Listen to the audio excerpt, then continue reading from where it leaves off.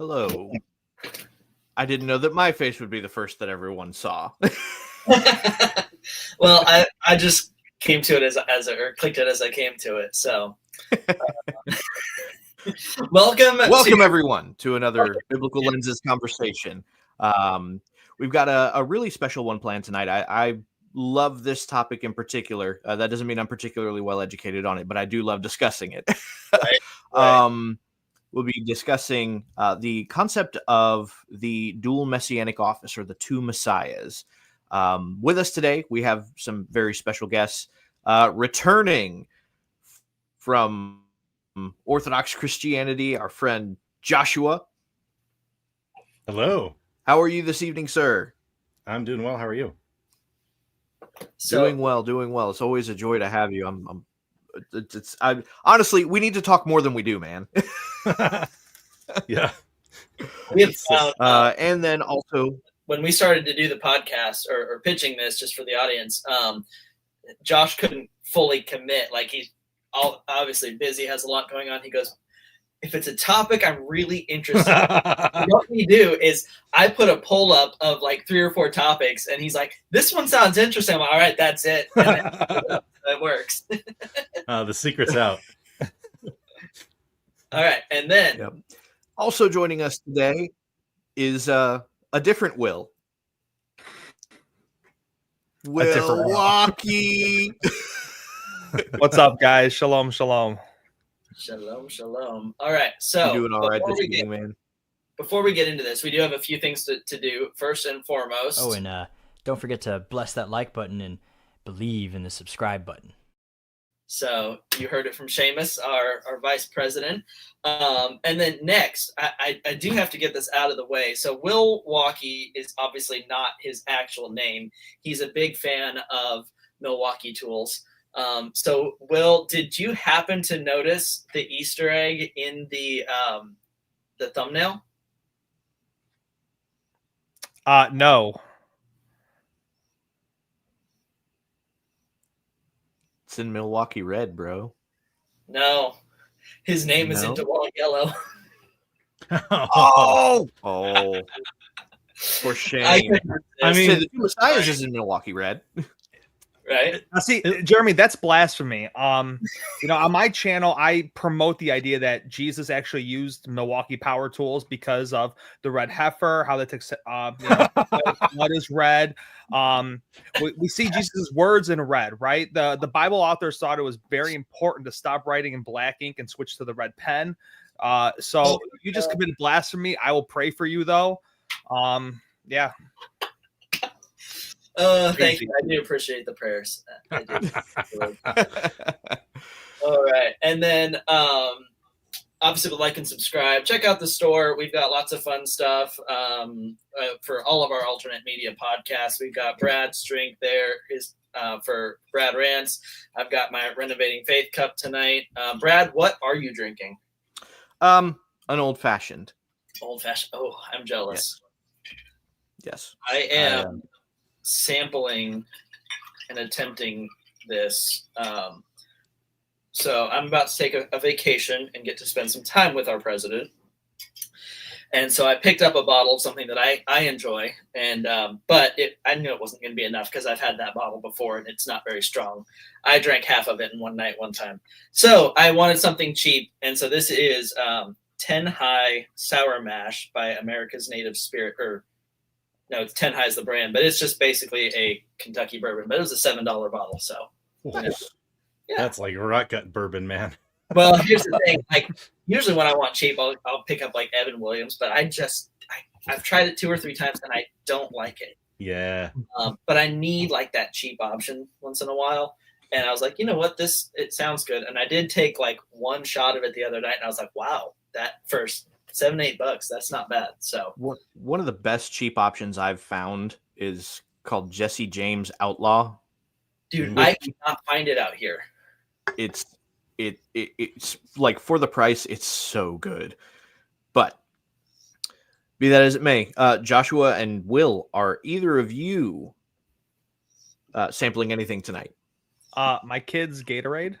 That works. Yeah, I've got sweet tea. On yeah. There we go. I've got a local honey lager here from Colorado. Hey, So, yeah, I like it. it's not quite the liquor you guys are doing, but you know. Looks like we have an error on our Facebook. I gotta figure out what's going on with that. yeah, something's blocking it. They'll find us on YouTube. Hopefully, we'll get a few commenters here and there. Okay, so two messiahs. This is going to be a fun conversation. I'm excited. We do have a few resources. We'll get to that in a little bit. But Will, do you want to kick off kind of what you shared in the chat? Let's kind of get started with that, I think.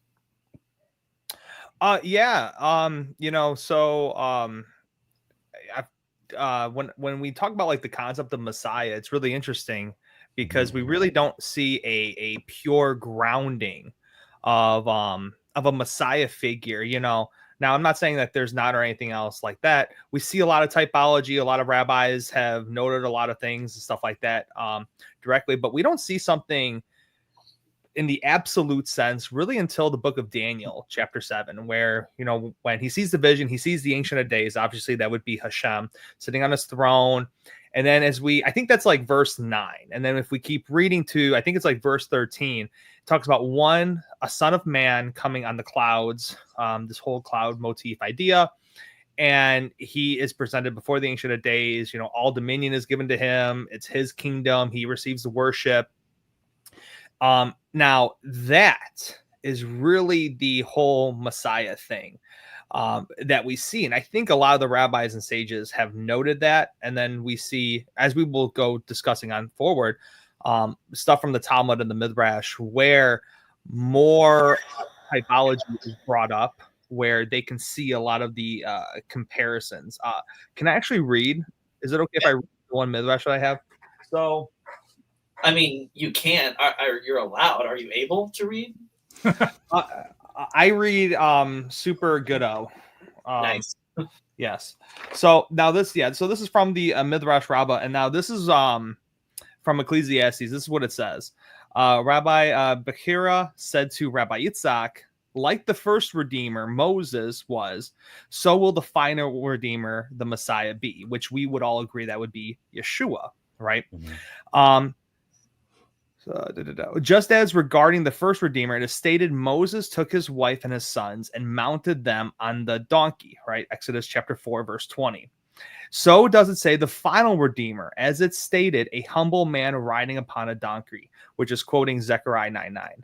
Now that's huge, and a lot of Christians should be very familiar with that because of Palm Sunday, right? Mm-hmm. We see in Matthew 21 and John 12 where those two writers also draw the same conclusion that just as Yeshua mounted himself on the donkey, as it's also presented in Zechariah. Now, it does get tricky because it doesn't say in Zechariah 9:9 that when the Messiah comes, the Messiah will ride upon the donkey, everything like that. But it's how the words are that the rabbis, the sages, and the elders over of time have looked at that scripture and come to that conclusion. So that's just kind of what I wanted to bring up. Yeah, I think it's important really to explore just the what you said earlier about the Torah, right? The 5 books of Moses. This is the reason that the Sadducees actually didn't believe in a Messiah, is because it's not something that is directly, explicitly stated in the Torah, right? So the Sadducees didn't believe it. The Pharisees did, because they look deeper than the surface level mm-hmm. reading of all things. And for most of our audience, we'll know this, but for those that don't, the Sadducees didn't accept anything beyond the 5 books of Moses. Mm-hmm. Right. Whereas the Pharisees accepted all of the Old Testament plus the oral tradition and oral Torah. The Sadducees were strictly the Pentateuch. So this conversation for me, and one of the reasons I love it for this show, for the lens aspect, is it cleared up some things for me before I even became Torah observant. And that is, one, I heard all this stuff.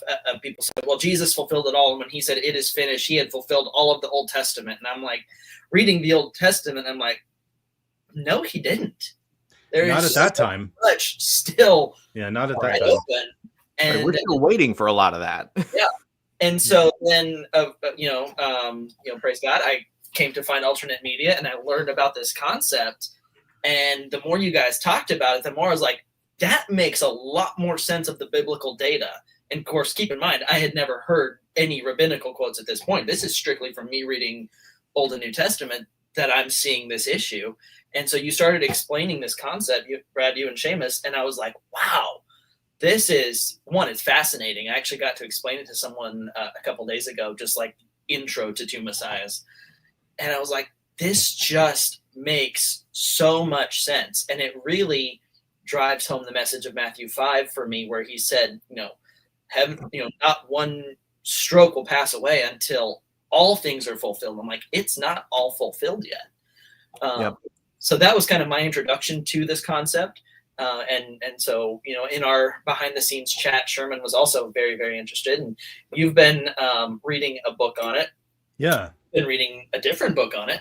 And Nice. so, Josh, why don't you... I mean, it's probably better that we're not all reading the same book, because then it's kind of like, hey, let me go to this page. Right? Yeah, I've been reading Messiah ben Joseph. This is by David C. Mitchell. He does have a relevant PhD, but he did a PhD. I want to say it was in biblical studies, and then he started looking around at like what he was going to do for work after that, and ended up basically leading music for churches. So he's done a lot of stuff in the Psalms. He's really focused into a lot of that material. And this book is really great because it goes into just a wide range of material that touches on this topic. So his argument, and so this is where, maybe we'll have a little bit of back and forth on this. His argument is actually that there are bits and pieces that you can start to see that do have the seeds of this idea in Genesis and Deuteronomy, in the prophets, in the Psalms, and then carrying that forward, obviously, into the New Testament. And he looks at works of church fathers. He looks at the Targums. He looks at the Talmud. He looks at the, all kinds of Jewish writings. And so, and some of them are, pseudepigraphical. So they're a lot of them are actually before Jesus showed up. Some of them are significantly after, and so we even get into some medieval kind of time things. So it's very interesting because he pulls together so much data from a lot of different things over a wide span of time, and then you kind of have to walk the path with him on like, okay, how does this connect? And some of those ideas are different. So you get some things even within the same writing that will have different ideas about who Messiah ben Joseph is, about what's going to happen to him, about what he's going to do, whether he's going to be killed or not, whether he's going to conquer the nations or not. Like, all kinds of stuff is going on here. So it becomes a really interesting rabbit trail to chase down. And then it also gets into the interesting territory when you say, okay, do we have two messiahs here, or are there two patterns that end up getting fulfilled in the same Messiah?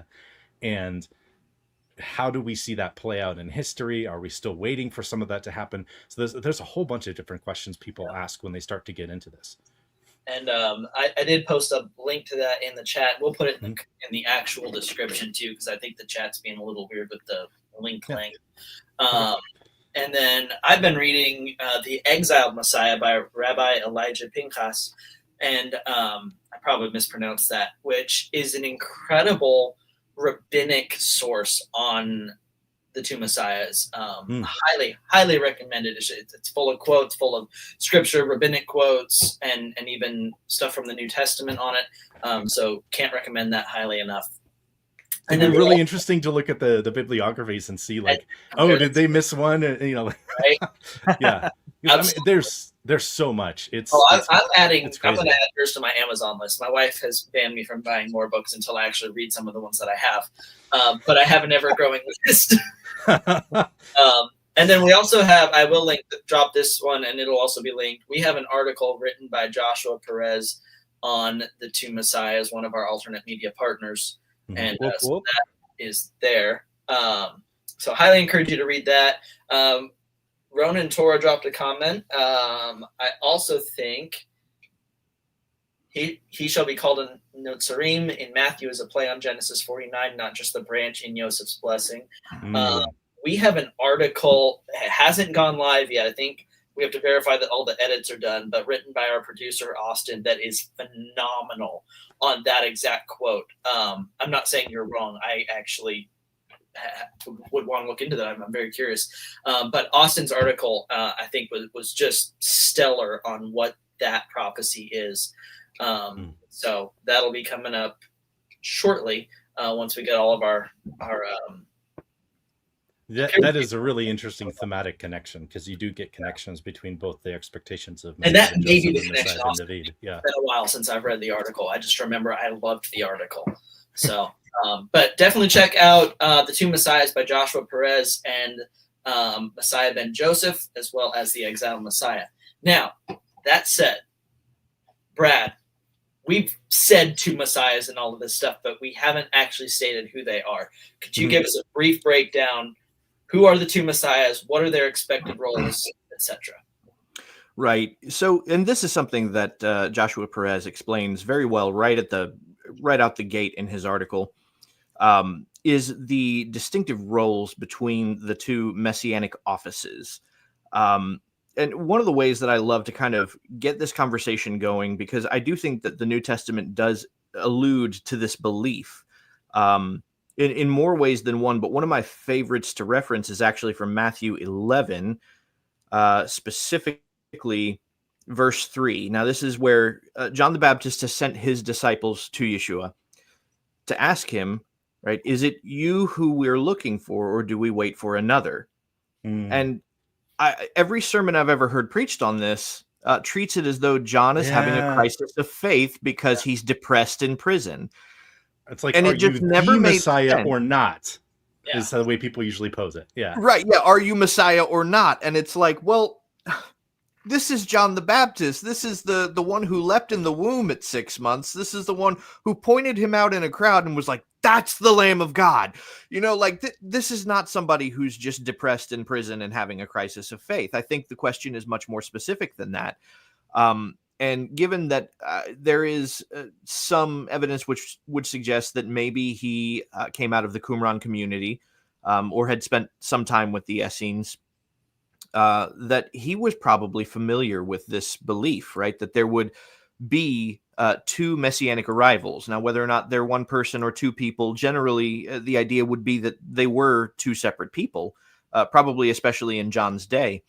There would be the Messiah ben Joseph, or the Messiah son of Joseph, and then Messiah ben David, Messiah the son of David. And those two there are some thoughts that would suggest that they are both referencing a point of birth, right? That they are literal.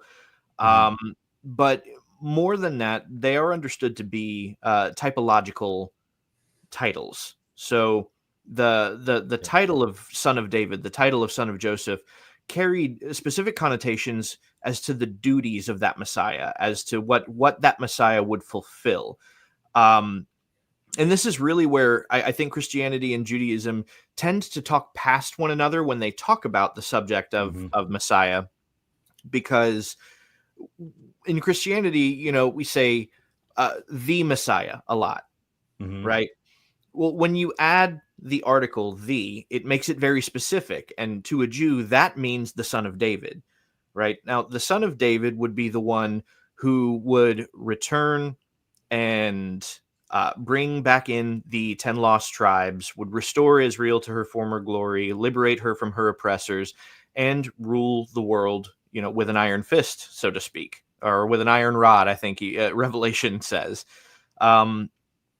And these things have not happened, right? So we all understand here that we're anticipating those things to happen, but they haven't happened yet. And these are things that I like to remind people that both Judaism and Christianity are waiting on the same messianic arrival at this point. The struggle is that during times of oppression, Israel has always been waiting for the son of David, right? Especially during times of oppression. Whereas the son of Joseph is a little different. And the son of Joseph is something that's not even as directly alluded to throughout the prophets. And this is an interesting conversation to have with Orthodox Jews, because, you know, they will accept that the son of David is more directly alluded to in the prophets. I know that the most direct is the one that Will referenced in Daniel, but there are others throughout Isaiah and throughout the rest of the prophets that, you know, make some allusion to the messianic office. But the role of the son of Joseph is much less, right? It's something that really has to be inferred into one's understanding of the text. And what is inferred is that he would be one who would, in the broadest sense, just to give it a very brief run over, he would lead Israel in a fight against their enemies, would ultimately die as a result of that struggle, and his death would bring about mass repentance, and then the son of David would come and ultimately avenge his death, and, you know, that whole process would begin. So that's kind of like the most generic run over, and that's where in those broad terms there's argumentation as to whether or not this really fits Yeshua. Does it not fit Yeshua? Mm-hmm. And I've had conversations where it's positioned in a way where it's like, well, no, but it would have to have come about this way.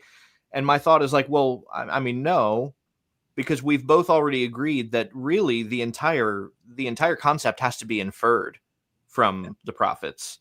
So if it has to be inferred, then we can't be insistent about any specifics on how that's going to come about. Yeah. Right. You can't hardline and say this is how it has to happen, right? Because we're really inferring the entire concept from the ground up. Yeah. So if there's any possible way that can fit within the contextual frame of the prophets and of the culture of the time, then really it fits. And there's no reason to say that it doesn't, unless there's something that like drastically violates a principle of scripture. So I think that's maybe a good point to start off. One thing that you and Seamus mentioned when I was first introduced to this was that if we could do like a subtitle for each position, it would be that, and I got to speak up a little. So the guys pointed out my microphone is actually not working today, and we're having StreamYard issues with that. So it's an expensive prop at this point. Right? So is that Messiah ben Joseph is the suffering servant. Mm-hmm. Messiah ben David is the conquering king. Okay. Mm-hmm.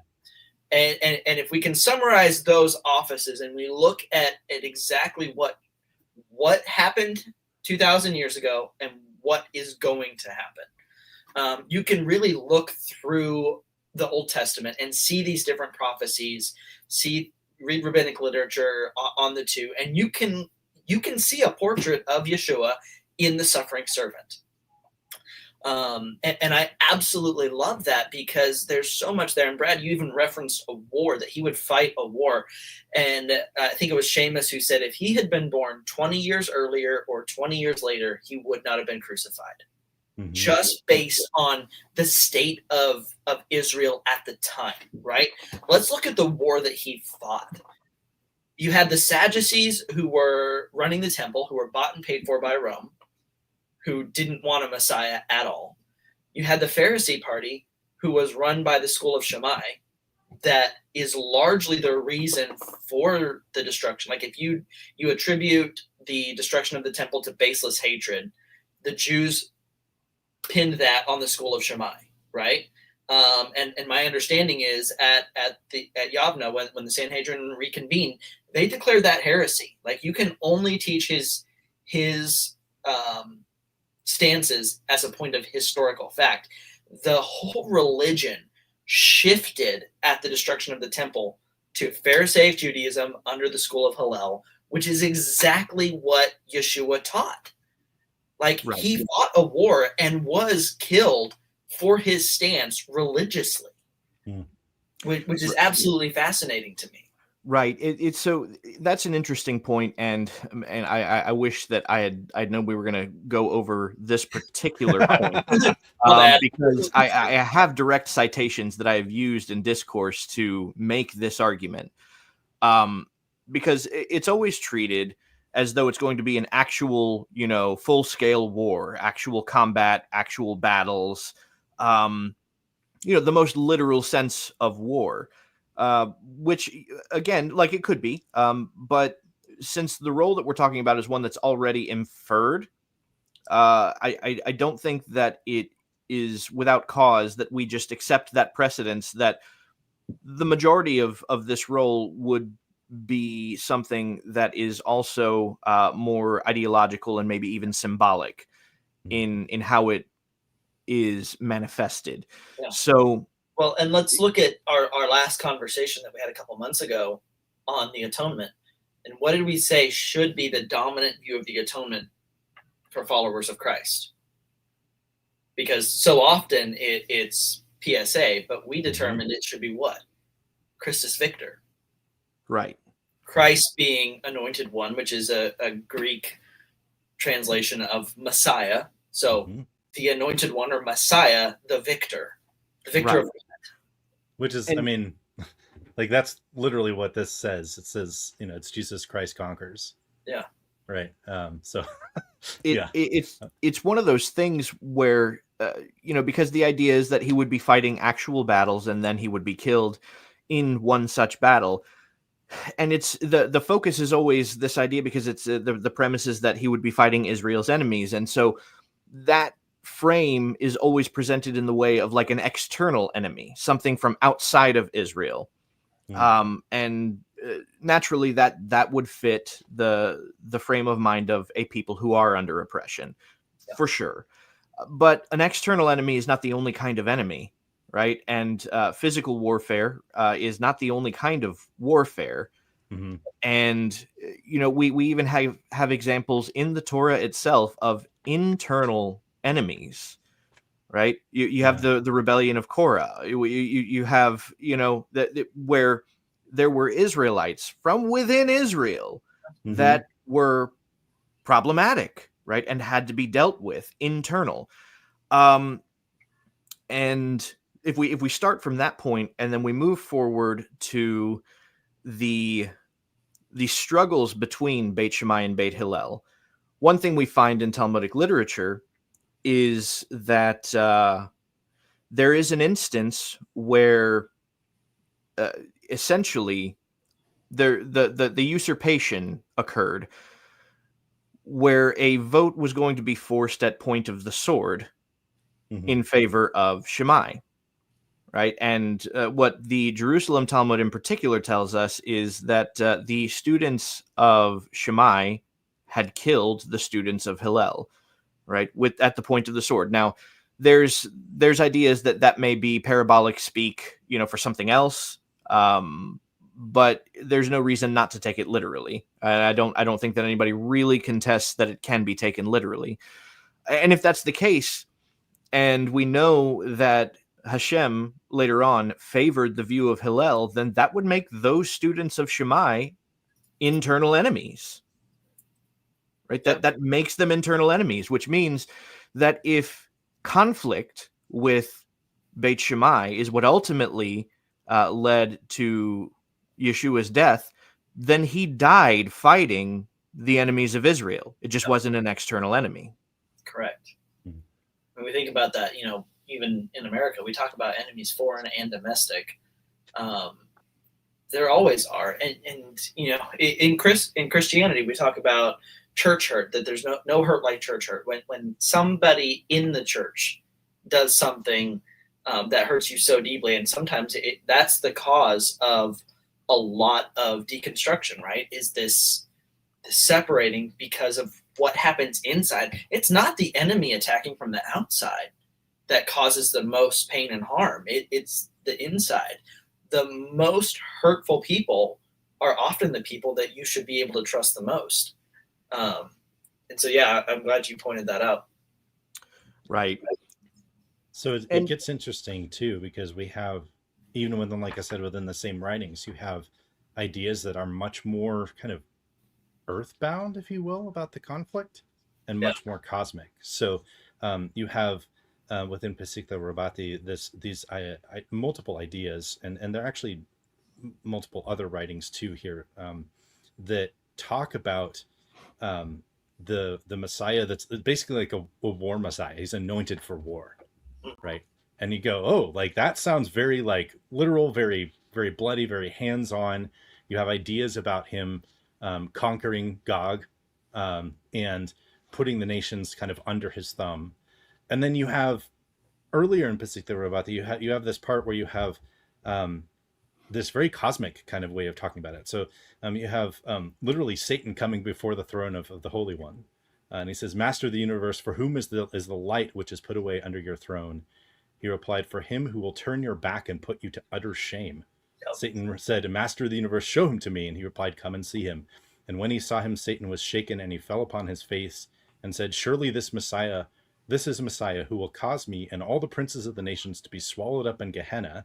As it is said, he will swallow up death forever, and the Lord God will wipe away the tears from all faces." Yep. So you have like that idea, right? And then connected to that, this idea of even atonement for sin and bearing of sins. Yep. And this is where it just gets really interesting and complicated, because you do have on some level this idea of the dying and rising Messiah, the one who suffers, the one who atones for sin. And then you also have the one who reigns, right? And the one who goes out to war. And for a lot of people, these were two different ideas, to the point where Ramban, when he was in the Barcelona disputation, basically kind of with a straight face, basically says, like, there's nothing in any of our writings at all that talks about Messiah ben David dying, right?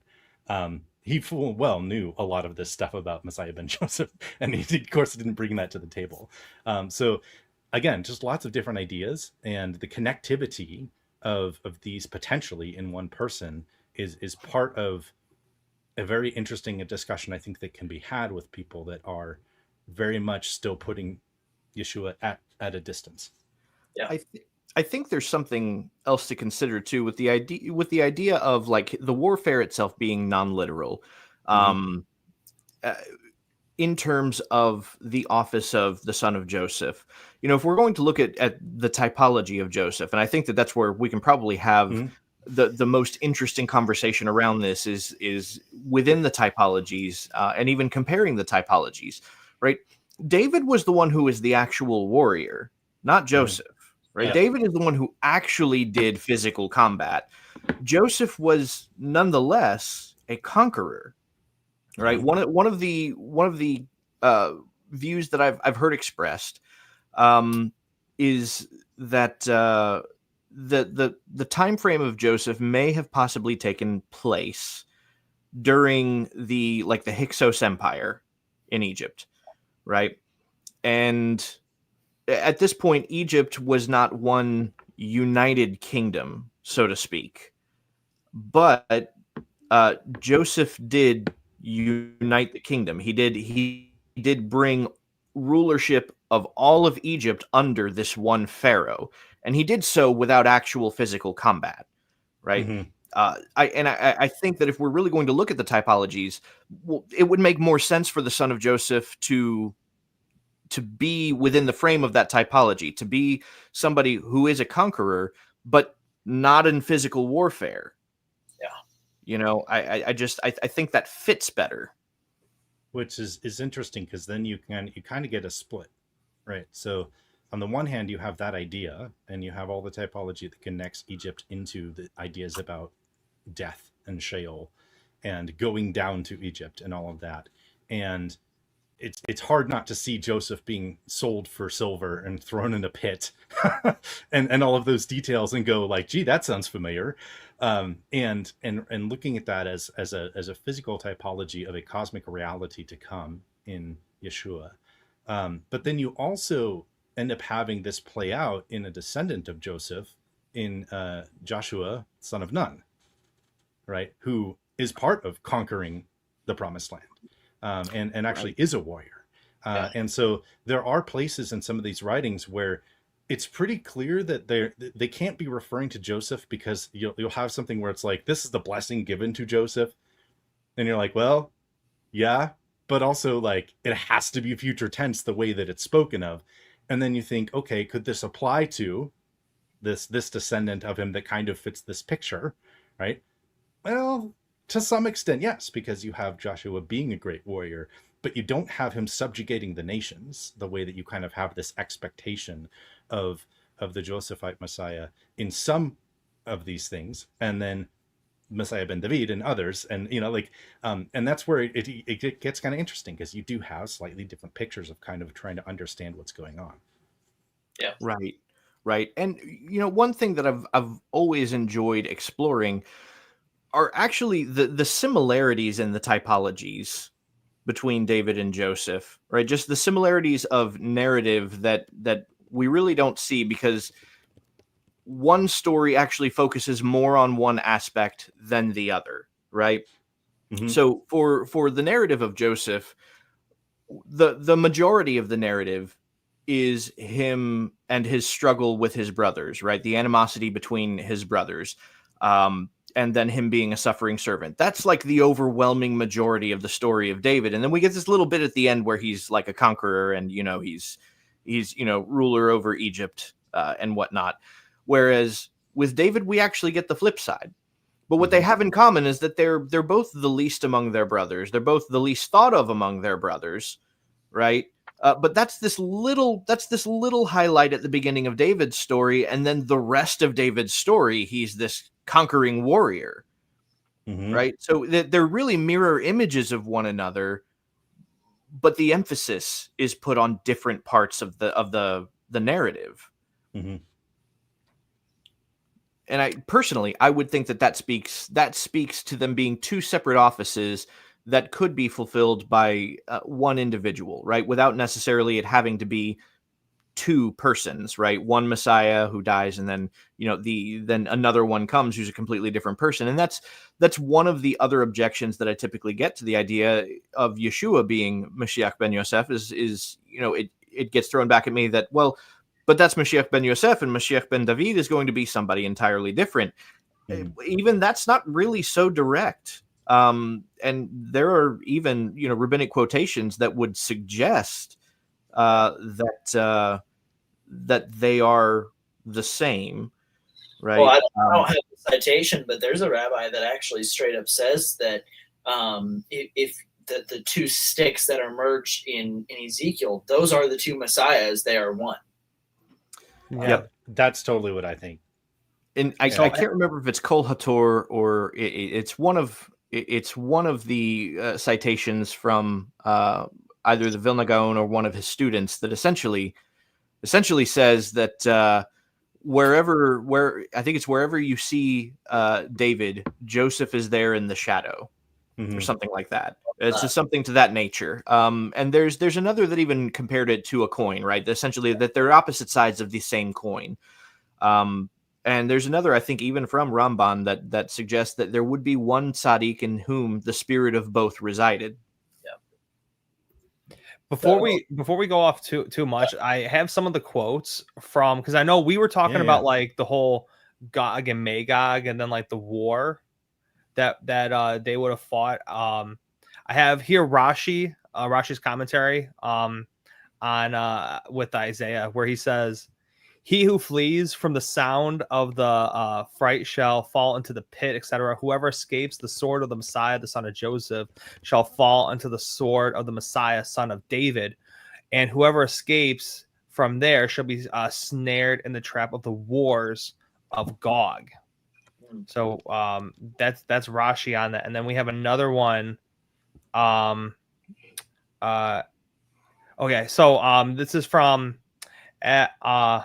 Abarbanel with his commentary on Zechariah 12. Similarly, it says, "As I will pour out on the house of David and on the inhabitants of Jerusalem a spirit of grace and supplications. And it was said of the children of Judah that they are called the house of David, and of the tribes that are included among the inhabitants of Jerusalem." It says the inhabitants of Jerusalem. It is mentioned that the death of the righteous person will be precious in the eyes of the Lord.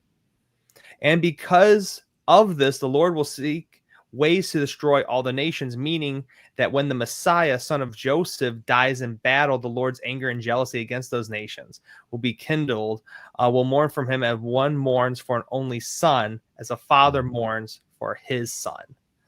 So just as, that's what the rabbis have said regarding this war, as you guys have brought up Gog and Magog, it's even brought up there. Even the typology, I wanted to like piggyback Joshua, kind of what you were saying. Like we see so much typology with Joseph, and also just as Yeshua was raised from the dead, Joseph was raised up. Yeshua sits at the Father's right hand. Joseph sits at the Pharaoh's right hand. Yeah. Right. He's given the signet ring. We read, I think it's in Haggai chapter 2, verse 23, where like the whole curse of Jeconiah, where the signet ring will be restored through Zerubbabel. Right. So just as Joseph gets this, the line of Messiah also receives this signet ring. He acts as that. And then Brad, as you were even talking about with being of the same coin, we do see this softer, delicate Messiah as Joseph. But then even with David, and I want to bring up Ezekiel 34, because through there, Ezekiel 34 talks about, I specifically, Yod-Heh-Vav-Heh, I will shepherd my people. I will be there, everything. And I will send, and David will be my shepherd. The only problem is David is dead right now. So who is he referring to? It's that David-like figure, David-like Messiah. So we see so much of this here. And one thing I think Christians should really appreciate about the rabbis, instead of kind of having this idea that like Jews hate Jesus, we push them to the side. These are people who've dedicated their entire life looking at the Tanakh, reading Pardes, reading the different ways to interpret these scriptures. And a lot of the conclusions that they have come to of what this Messiah would do is remarkable. Like I'll say to trigger a lot of my Christian friends, I'll say that Jews have more faith that Jesus is the Messiah than Christians. And they'll look at me like, what do you mean? I'm like, bro, go look at what they wrote that the Messiah will do. Yeah. And it screams it. It's amazing. Honestly, so I just finished Exiled Messiah like literally this week, and I was blown away. Of course, I'm newer to the Torah walk, so for me, most of my understanding of all this is from just scripture. I haven't gotten into all of the rabbinic writings yet. Like I'm still very early in this walk, and I'm reading this and I'm like, how do they not see it? Which is so cool, because Brad, you and Seamus made this statement on the episode that I watched. I don't remember which one it was, or I'd post a link, but you said Joseph was hidden from his brothers so that the world could benefit. Right? Yeah. So the world benefited through the famine, through all of that. And when Joseph's brothers went down, they didn't recognize him. They didn't know him. But we, the world, the Gentiles, were able to benefit because of that. And we benefit because the son of Joseph is hidden from his brothers. And Paul says this in Romans 11, that for the benefit of the Gentiles, Jesus was hidden. Because then he says, if they would recognize him, it would be, and the quote is, life from the dead, which we all know as the resurrection. It would be the coming of the king. Not to quote Lord of the Rings, but it would be the return of the king, right? So to me, it's so cool when you pointed that out. Like everything about Jesus screams son of Joseph, and then everything about the prophecies in Revelation screams son of David. And I'm working through a project right now. I downloaded just a ton of scriptural cross references, and I've only gone through Revelation chapter 1, where I'm literally just pasting the Old Testament references through Revelation. And like, I want to say Revelation chapter 1 ended up being like 7 or 8 pages of just Old Testament quotes of all that's there. It's incredible. Yeah, that's a lot of. It just points to him. Go ahead. I was just going to say that's a lot of what you see in the Naked Bible podcast when Dr. Michael Heiser went through Revelation, is he was just pulling in all kinds of Old Testament references and connecting it to all kinds of prophecy and just, like recognizing like a lot of this is imagery that's already there, but then it comes out a little different in John's vision. And so, it's like, how exactly that works, I don't know, but it's like this part and this part and this part are all kind of put in a blender, and But yeah, it gets super interesting. The thing that kind of caught me, Will, when you were talking about it, is the connectivity of that sense of Ezekiel, right? Because you have Ezekiel 36, you have the dry bones and the resurrection essentially of Israel, and then that kind of going straight into Ezekiel 37 and the two sticks and the reunification of Judah and Ephraim and Judah and Joseph, and all of that kind of being tied together. And then you look at Joseph's story, and when you finally get Joseph being reunited with his father, his father is called Israel, and he's stunned to the point where it's almost like he's dead, and then he revives, and it's like you have a reviving Israel in the presence of Joseph as essentially something that not only happens, but is also a type looking forward to the resurrection of Israel in the presence of the Josephite and Davidic Messiah. Like, that's really cool. And there's just a lot there where you just kind of keep going back and forth, going like this. Like, I feel like the conspiracy theory guy with all the strings on the board, but it really is. There's so many interconnections in the text that it's just amazing to see. And I think that's what Yeshua meant when he said, like, you like, this is what Moses wrote about me. Now, I don't think, verbatim, like only the Torah. Like, we see the entire Tanakh too, where you can find any parallel to Yeshua within that text. Yeah. And what I love about this, as someone who's kind of over the last few years really gotten into apologetics and taught apologetics, is for so much of my life, I looked back as this was a thing that was done, right? Mm-hmm. This puts me in the same spot as the entire crowd of Hebrews 11 that we're looking forward to the promise, right? Yeah. No longer am I saying, well, he came and did. It's, yeah, he came and did, but look what's still coming, right? And yes, as a Christian, I looked forward to all of that, but how much more now diving into these things at a whole other level? I feel like I've transitioned from this, this dispensational level of and replacement theology of, well, we are the church, we are the fulfillment, to I've still got to look forward to this hope of what's to come. And like, I don't know, I feel like I identify so much more with those Old Testament characters and even with the Jewish people of, for me, I look at this and I say, the Son of David hasn't come. I mean, yes, he came once. He is the descendant of David, but he didn't come to do that. And now I look forward, rather than saying Jesus did it all, I'm like, no, Jesus did what I needed.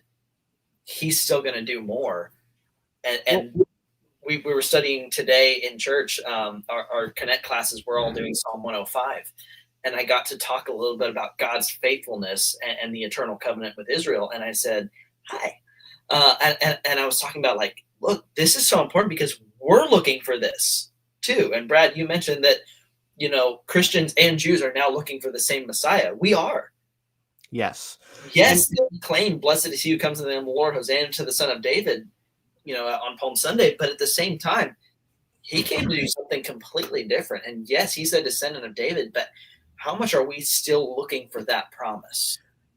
I think it's actually noteworthy to point out, that of all the times that an opportunity came up, there are two specific references in the Gospels where it really seems like Yeshua is being asked to step into the role of the Son of David, right?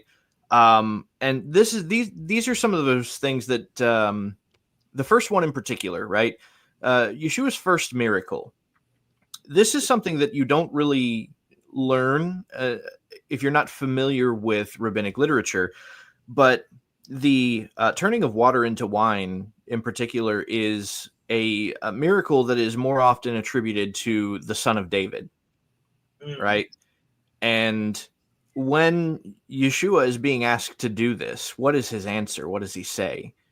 He says, my time has not yet come. Yeah.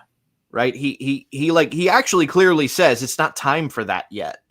And then the second example would be when he is being asked if he's going to attend the festival by his family, the festival being Hanukkah, right?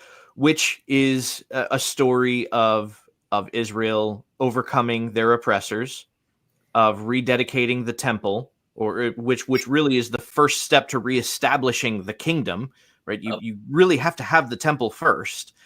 And so there's illusion there to whether or not he's going to step into that role. And what does he tell his family then too, right? He says that my time has not yet come, right? We have two examples of really where there is an allusion to him being asked to step into that role. And he says it's not time for that yet. Yeah. Right.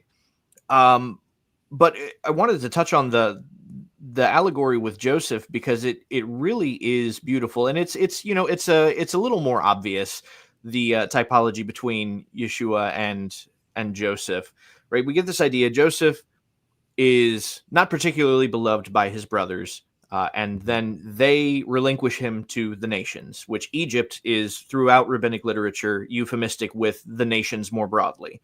Mm-hmm. You get a few different patterns like that. You get Edom like that. You get Ephraim like that even sometimes, and you get Egypt. Yeah, right. And so so he's there, and while there, he is dressed to look like an Egyptian, right? He no longer looks like the brother that they recognize. And he even leans into this a little bit by alluding to Joseph, that is his cup that he uses to divine with. He kind of he leans into this association with the nations that his brothers have, right? This idea that they have of him of being an Egyptian ruler. And it's not until later at the end of the story where he reveals himself. I think an interesting conversation could be had about the fact that he clears the room of the Egyptians before revealing himself to his brothers. And Will, you may be familiar with this, but according to the Midrash Rabbah, when he revealed himself, that's a direct allusion actually to him revealing his circumcision. What he revealed to them was the sign of the covenant. What he revealed to them was, this is prior to Judaism being a thing, but it's what today would categorically distinguish him as being Jewish. Yeah. Yeah.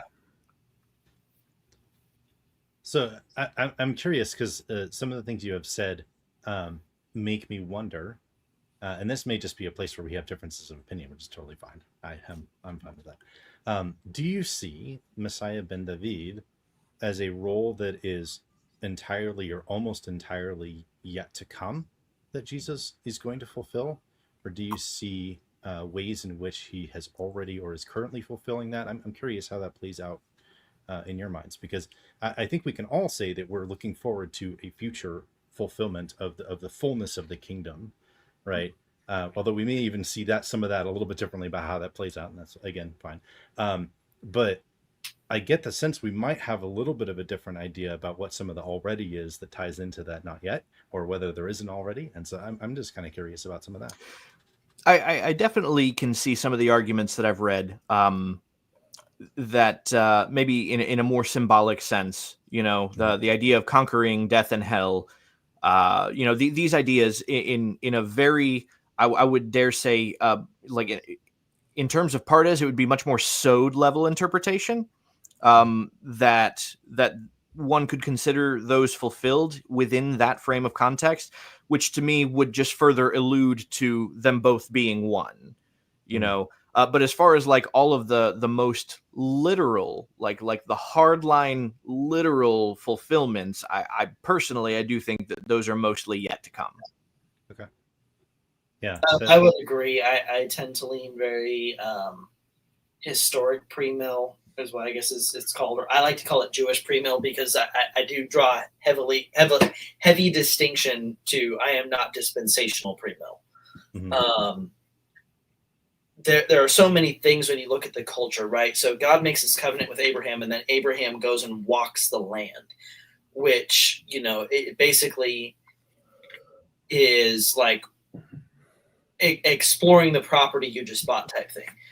Well, that means in that culture, all of that land that he walks is to become the nation. That's the covenant fulfillment. Which it never historically has. Never had. Even under David, they never reached those boundaries. So I to guess me, this I depends see on that whether you look at that as being that promise being fulfilled through Abraham, Isaac, and Jacob, or whether you see it also being the potential for some of that to be fulfilled under other sons of Abraham and other sons of Isaac. right. But Well, yeah, this is a little bit of a rabbit trail. we're So gonna follow through with yeah, Israel has to have that land. That was the covenant of the land. That's my understanding of it. Now, maybe there's arguments for the other. Now, I will say, right, the most obvious literal interpretation that I would say is most certainly fulfilled is that he comes from the loins of David, 100%, right? And from the town of Bethlehem, right? There are parts about his origin that I would say absolutely, most certainly, this fits the bill for the Davidic Messiah. Is Daniel 7 a future thing, or has it already happened? Oh, future. Okay. Yeah, I would say future. That's the sense I was getting, because I don't agree with that, but that's fine. I'm totally fine disagreeing.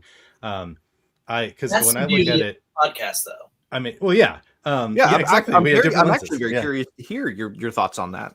Well, so I mean, for me, when you have Jesus in front of the high priest, one of the things that he, like, when the high priest gets really mad and is like blasphemy, it's when Jesus literally, basically brings up Daniel 7 and says, like, from now on you will see the Son of Man seated.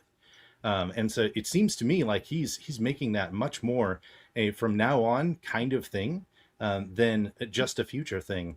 And that seems to me to also be carried forward in the way that Hebrews talks about the Messiah. It also seems to be something that Peter in Acts 2 talks about when he literally is just like, guys, like, God has made Yeshua both Lord and Christ, has made now, right? So for me, I see a sense of Christ ruling in the midst of his enemies even now, right? In the heavenly sense, on the throne of heaven. And then you have a sense of, okay, but then you're going to have the time when all of the enemies are conquered completely, the return of the kingdom to earth in full, and that kind of fulfillment is more how I see that. So it's just interesting to see different ways that people look at some of those things and place them in already not yet, or don't see already at all, or don't see not yet at all. Yeah. You said, because I don't understand that text to mean from henceforth you'll see. I think it's as I remember it. Okay, now I'm not looking at the passage. It's sure. In the future you will see. And one thing that I always remember is in Acts 7, Peter says that he's standing at the right hand of God. He's not seated yet. That coronation, to me, as I understand it, hasn't happened. Now, again, I'm not looking at it, so I could be completely wrong in how other passages read, but I would, that's my understanding. I would actually point out, because I don't really inherently disagree with that synopsis.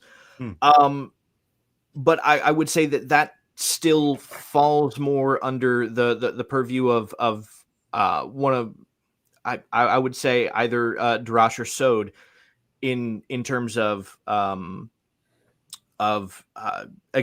Jewish exegetical exposition.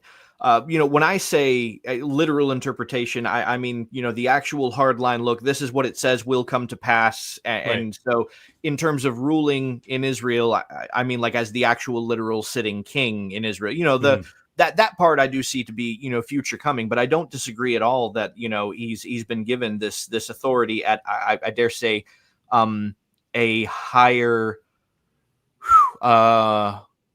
jurisdiction. I would have to think about it a little more, but I don't think that I disagree with that inherently. So let me, if I can, I just want to read 13, 14, and 15 real quick. In my vision at night, I looked, and there before me was one like a son of man coming in the clouds of heaven. He approached the Ancient of Days and was led into his presence. He was given authority, glory, and sovereign power. All nations and people of every language worshipped him. His dominion is an everlasting dominion that will not pass away, and his kingdom is one that will never be destroyed. So, like, I think, like, I agree with Brad to where, like, I can see where, like, you're coming from, but I think, like, the fullness of it would be him coming back. Because when I read this, like, I do think of Revelation of the New Jerusalem, descending from above, resting on the earth, everything that's established. We see everyone in that kingdom. And Revelation talks about there are dogs outside of that kingdom. We are now adopted sons within that kingdom. So I think like the fullness of it, that I think it would make, I think it fits more of that Revelation style of him returning. And you do, like, you see what I mean? Yeah. I mean, I definitely, I have a pretty good, so I grew up Calvary Chapel, so all that, all the like future kind of stuff. Yeah. I'm pretty familiar with that way of thinking about it. Whether or not I grew up thinking about it in all of the details that you guys are thinking about it with the various layers of Jewish interpretation is a completely different question. But like, at least in the broad sketches, like, yeah. An example, I think that maybe could kind of ground where I see both, right, and I don't disagree. One of the common responses that we would all get from Judaism regarding any of the messianic passages, particularly in Isaiah, though, is that they're about Israel, God's servant, right? And that they're not really messianic, that it's about Israel, God's servant. And yeah, there's certainly a frame in which that works, and I don't think it's wrong, right? I wouldn't disagree with that synopsis, but I don't think that it's actually, I don't think that it fits the most literal interpretation of those passages. I think that it's, that it works. I don't see it as an either or. I don't think they're mutually exclusive. I think it's a both and, right? We can certainly look at Israel's history and see where they really have kind of borne the brunt of persecution on behalf of the rest of the world. There's a number of examples we can pull, throughout history. Actually, one that I love to bring up that was brought up to me by a Jewish friend is I didn't know that we in America during the Revolution only really had to deal with half of the British Armada. Right, the British Army. We only dealt with half of them. If they had sent the entire force, America probably wouldn't be a nation today. But they divided their armada in half so that they could send half of it to deal with less than 1,000 Jews that were purportedly causing a pirating problem in the Caribbean. Right, and so less than 1,000 Jews was enough of a reason for the Brits to divide their army in half to go deal with them. And because of that, America is a nation today, and America has, come to be one of Israel's greatest allies in history and whatnot. But, we have examples like that. But again, I think if we're talking about, a real hardline literal interpretation, this really does. These passages are talking about a person, right? Not exactly a nation, but an actual person, which even in Talmudic literature, the rabbis agree that this is a person, that this would be the Messiah. Mm-hmm. Well, yeah. I'm terrible with references even in the Bible, so much less a book I've read once. But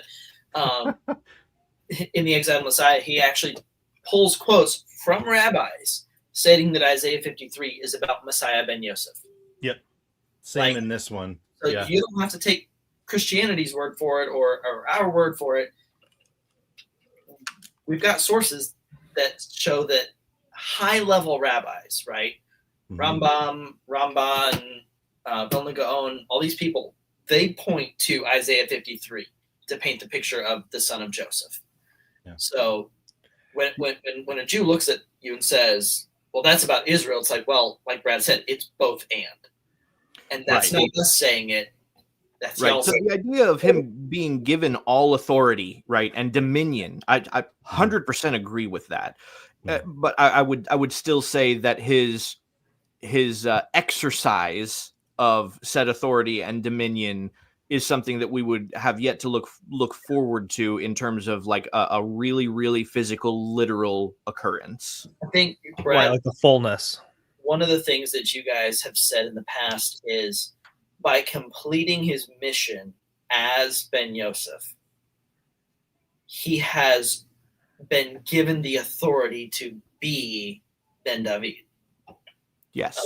I hope that's a steel man of the quote and like accurate, but basically, especially from a non-Trinitarian perspective, there's a lot in Scripture, and this is kind of funny because I'll have people talk about being pre-mill. They're like, well, are you pre-trib, mid-trib, post-trib? I'm like, honestly, I'm post-trib, but I can see elements of all, and that's because even Peter talks about this concept of merit, right? It's all throughout, and so by succeeding as the suffering servant, by his submission to the Father, by his accepting the yoke of the crucifixion, by his drinking of the cup, all of these things, he merited the authority to sit on the throne of David and to become the second Adam. But that has yet to actually reach its fulfillment. I'm probably the only Trinitarian here, so of course we'll have disagreements there too, but that's fine. I'm a quadrinitarian. Josh, have you ever heard of the quadrinity? We'll talk later. We'll talk later. Okay. Interesting. That's not what this is for, Will. Yeah. I'm going to go back to the first message I said when I started the group chat. We have too much ADD for you to be throwing us off course. Come on. No, but I wanted to say regarding Isaiah 53, well, really Isaiah 52:13 to 53:12, the whole idea of the suffering servant. It's really interesting because when you go to the earliest interpretations of this, especially even the Zohar, all point to the Messiah, right? It wasn't really until Rashi came up where you had the Crusades and you really had Christianity, I think, really screwed it up, and they really put too much hatred on the Jews to where they're just like, look, we need to come up with a different interpretation because they're persecuting us, they're screaming Jesus. So he came up with Israel, which I would agree with Brad. You can definitely see Israel within that text, but I think the greater one would be Messiah. And Jeremy, you brought up, because Rambam even says like Rashi's wrong, like it is about Messiah. And even it's interesting because one of his 13 principles is to believe in a Messiah. Like you can't be Jewish and ignore the idea of a Messiah figure coming. Right. And that's huge, and everyone holds up. I mean, I don't know. I don't want to say the Rambam, Rabbi Rambam, right, Brad? is the greatest rabbi of all time, but I feel like he is the one looked at the most with his philosophical framework of Judaism. So, if he basically says that there has to be a Messiah and you can't be Jewish if you reject the idea of Messiah, a lot of people will go to that. But it's kind of this whole understanding of Jesus didn't come as Messiah ben David. He came as Joseph. That's why I feel like a lot of Jews even struggle with this. Because literally last week I was talking to a guy on TikTok. Brad, have you ever talked to Bernie? Oh yeah, I've talked to Bernie. Okay. and he, I love Bernie though. Bernie's awesome. Great Orthodox guy. But his argument was, to me, is like, well, when Jesus came, he didn't conquer, he didn't do everything. I'm like, well, that was Ben Joseph. That's David's role. But what about Joseph's role? Oh, I don't believe in Messiah Ben Joseph. And it's like they reject this whole idea and they're only looking at David. And it's like, well, there was one rabbi which is interesting because like there's a whole lot of rabbinic writings that are talking about Messiah ben Joseph. Your rabbis say that you should believe in Mashiach ben Yosef. There was one rabbi that actually said, he's like, if the son of Joseph came, we missed it. Wow. I forget which one it was, but I was like, wow, it's so true. Like, I mean, I think you did, and that's okay. Mm-hmm. It's He'll reveal interesting. himself when he's ready. It's interesting too, you bringing up the Crusades, because that even has some different dynamics between Eastern and Western Christianity. You have the Fourth Crusade where they actually sacked Constantinople. So you have a lot of like maybe misguided approaches to things that are happening with some of that. And I'm not going to be an apologist for the Crusades entirely, and I'm also probably not going to push back entirely on it, because you also have, there's a reason why the Holy Lands were overtaken by various Muslim leaders, and like I can see why you had Christians say we feel like that shouldn't be right. So a lot of complicated stuff there. I honestly don't know the history well enough to deal with it in deep.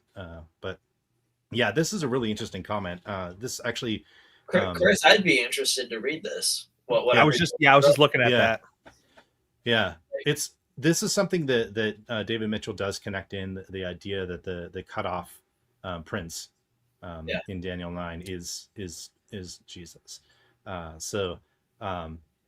Yeah, very interesting. I'd definitely be interested to read that as well. So, one thing that is interesting is the timeline that's given in Daniel, is from this point forward, so many weeks, it's been brought to my attention that there's actually multiple ways to do the math on that. Some do not line up with a messianic birth. But I actually, I've had conversations with Orthodox Jews they've brought that up and they've said, look, yeah, there are multiple ways to interpret this and then do the math on it. But he said, personally for me, I see it this way, and that actually does mean that there's a pretty big pill that I've got to swallow. That's a bitter pill, which essentially was an admission that he accepts that the timeline would result in a messianic birth, but would still disagree essentially that it was Jesus. And I mean, but that be that as it may, that's actually a huge admission, which I would say favors that interpretation because it's a hostile witness. Brad, so I'm curious with you because I know like you'll talk to you and I, we've talked to a lot of Jews, especially like on TikTok, I feel like, and stuff like that. I brought this up to them and they just flat out ignore me. I'm curious, and this is not a I don't know, mean comment or whatever, but like they just flat out ignore me. And I'm curious, like have you like what have you gotten from a lot of Orthodox Jews regarding this? Well, so I haven't had the conversation with very many. One reason I think could be an explanation as to why actually use DeWalt tools, not.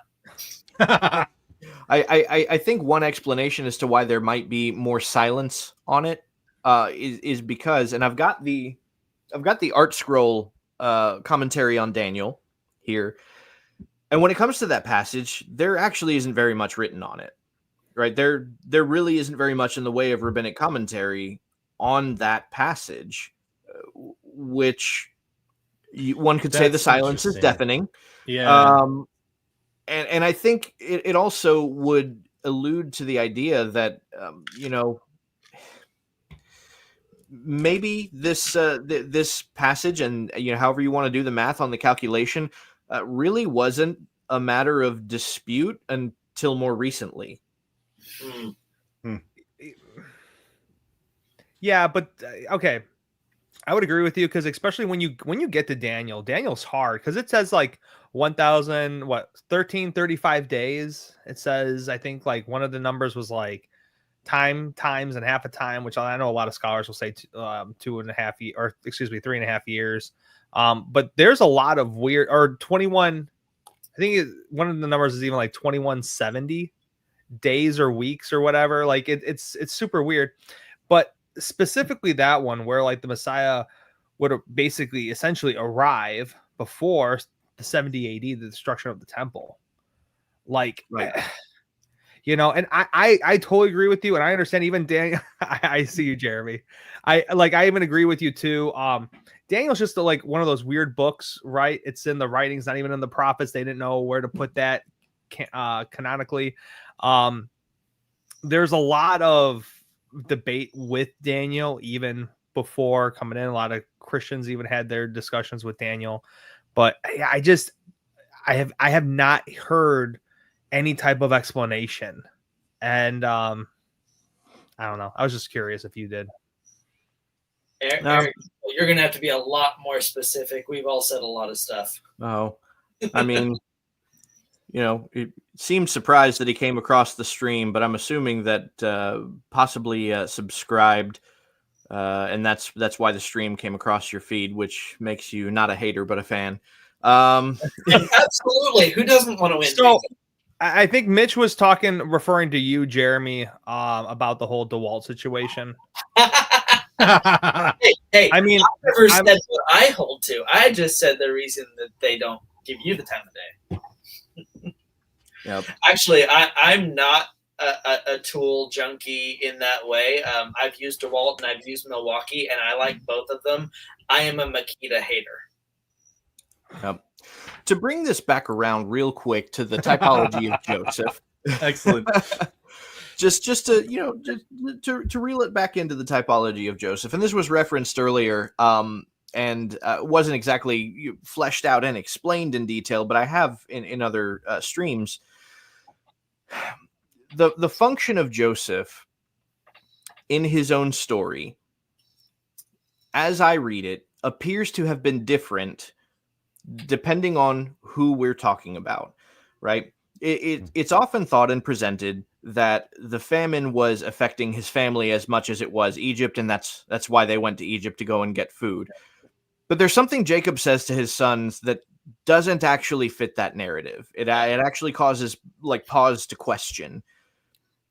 Jacob says to his sons, "Why are you being so conspicuous?" And this is mentioned in relation to the famine, right? The narrative tells us that the famine had grown far and wide. And then it gives us Jacob telling his sons, "Why are you being so conspicuous?"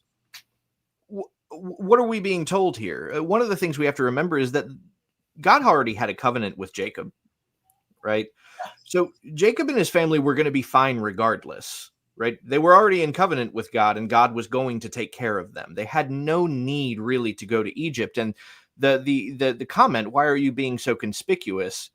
Certain rabbinic commentators have suggested that actually they were kind of flaunting exactly how okay they were. Yeah. Whereas others were clearly suffering, but they were okay, and they were kind of shoving it in everybody's face, so to speak. And so to keep up the illusion that they were suffering as poorly as everyone else, Jacob sent them to Egypt to go and get grain, right?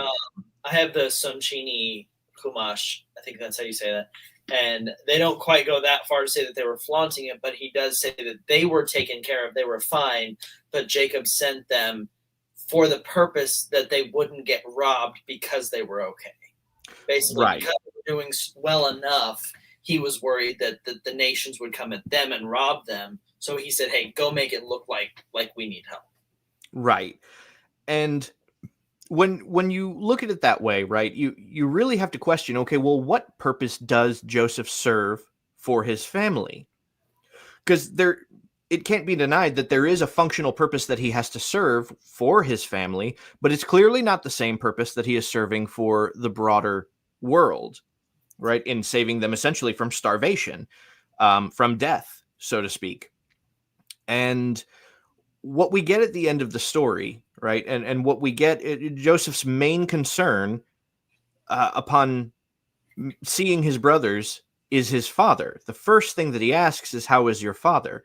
Right? Yeah. And we even get this idea in the conversation between Jacob and his sons that Jacob doesn't really feel like his sons are completely innocent in the matter of Joseph. There seems to be a degree of blame that's still harbored in Jacob's heart regarding the loss of Joseph, right?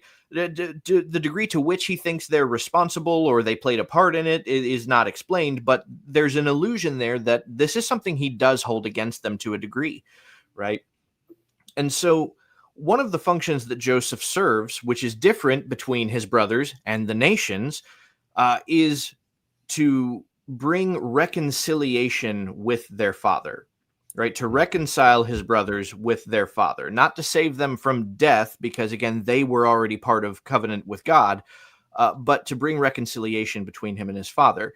And this is something that can be derived from certain of the certain of like what is said about Yeshua in the New Testament, even from some of what Paul has said, that yet there's the function of bringing salvation to the broader world, right? But there's something else regarding the Jewish people. There's more to it. There's bringing reconciliation with the Father for them, which is something that it's different for the Gentile world. You know, the Gentile world is being brought into communion with Israel, right? As we get Ephesians 2, you know, you who were far off, cut off from the covenants of promise, you who were Gentiles, right? That you get that idea, and there's this being brought near. But if being brought near to the covenants and to the community of Israel, then it suggests that there is already an active covenant still with Israel. Yeah. And so the function of Yeshua has to be different for them. And I think that this is one of the typologies where we do see some interplay between the person of Yeshua and the typology of Messiah ben Joseph. Love it. Yeah, I'm glad you brought that up, because I was going to bring that up too, because basically we have the 12 nations with Israel, right, coming with the Gentiles right here, where it's almost that, and you guys mentioned it earlier. I don't think you mentioned the verse. It's Zechariah chapter 8, verse 23, where 10 people from the nations, right, will come forward, which obviously represents the 10-tribe kingdom that was sent out. You know, will come to the Jew and like, come, we know that God is with you. And you know, it's not verbatim what's going on with Egypt and with Jacob's sons and everything, but you can definitely see a lot of the similarities that were there. They were saved because of Joseph, someone from Jacob, essentially, which, you know, Messiah also would come through. They were saved because of him. Even when I watch that, I don't know about you guys, I cry every time when I watch that DreamWorks movie with Joseph. And when he reveals himself, I cry every time. I need to watch that. I have it on DVD, and so like, whoa! You never saw it? I've never seen King of Dreams. Oh wow! Brad, kick him out. Now, Wow. I've actually sung the song in church better than right? I love that song, but I haven't seen that one, and I'm looking for the right holiday, because again, I'm new to the walk. So if you guys have a recommendation, because part of what I do is I try to figure out how to bring my kids into this, right? So every Sukkot and every Passover, we watch Prince of Egypt. Like that's part of our tradition. We do that with the girls, right? The disbelief on Will's face is just amazing. I gotta say. So, well, if you can recommend a holiday to watch that with, I will make that a tradition, and we'll watch it yearly. So I have the DVD. I just keep forgetting about it because I don't watch it. This is the Christian Sabbath. Okay, so it's a perfect night, you know, for you can think lie Baruch atah Adonai, you know, do that, watch the movie, and then just pick I don't know. Have you not seen that? I'm so disappointed in you right now. That I haven't seen. I have the DVD. I've been curious about it. I just always forget about it when it's moving. Tonight, watch it tonight, please. Well, the girls aren't here tonight, so you saying the Christian Sabbath is giving me Westminster Confession vibes.